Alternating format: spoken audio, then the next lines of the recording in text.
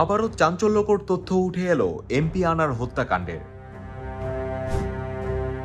কলকাতার ফ্ল্যাটে সংসদ সদস্য আনোয়ারুল আজিমের উপর চেতনানাশক প্রয়োগ করার পর তার পোশাক খুলে ছবি তোলেন খুনিরা। সেই ছবি হোয়াটসঅ্যাপের মাধ্যমে পাঠানো হয় ঝিনাইদহ জেলা আওয়ামী লীগের ত্রাণ ও সমাজ কল্যাণ সম্পাদক কাজী কামাল আহমেদ ওরফে বাবুর ফোনে। ডিবির তদন্ত সংশ্লিষ্ট সূত্রগুলো থেকে এই তথ্য জানা যায়।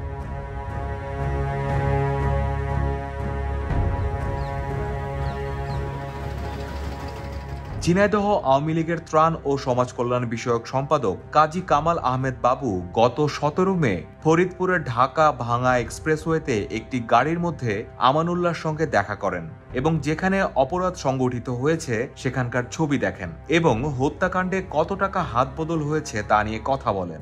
গতকাল ঢাকার একটি আদালতে পুলিশের দাখিল করা তদন্তের অগ্রগতি সংক্রান্ত প্রতিবেদনে এই তথ্য জানানো হয়েছে।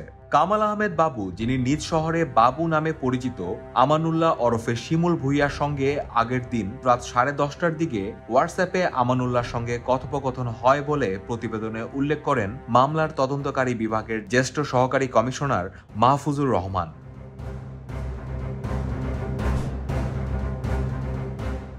শনিবার রাজধানীর সায়দাবাদ এলাকা থেকে বাবুকে গ্রেপ্তার করে পুলিশ।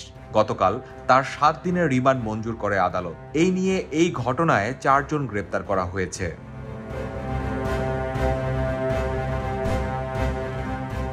বাবু এই হত্যাকাণ্ডের অন্যতম পরিকল্পনাকারী আখতারুজ্জামানের মামাতো ভাই।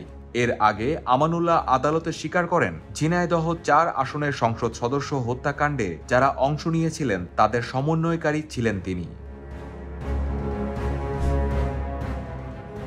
নাম প্রকাশে অনিচ্ছুক ডিবির এক শীর্ষ কর্মকর্তা বলেন, আখতারুজ্জামান ও আমানুল্লাহর সঙ্গে অনলাইনে হওয়া বেশিরভাগ কথোপকথন মুছে ফেলেছেন বাবু। অপহরণ ও হত্যা পরিকল্পনার সঙ্গে তিনি জড়িত ছিলেন বলে আমাদের কাছে প্রমাণ রয়েছে।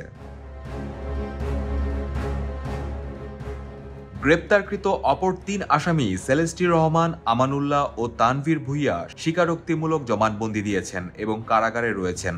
জিহাদ হাওলাদার ও সিয়াম হোসেনকে গ্রেপ্তার করেছে পশ্চিমবঙ্গ সিআইডি।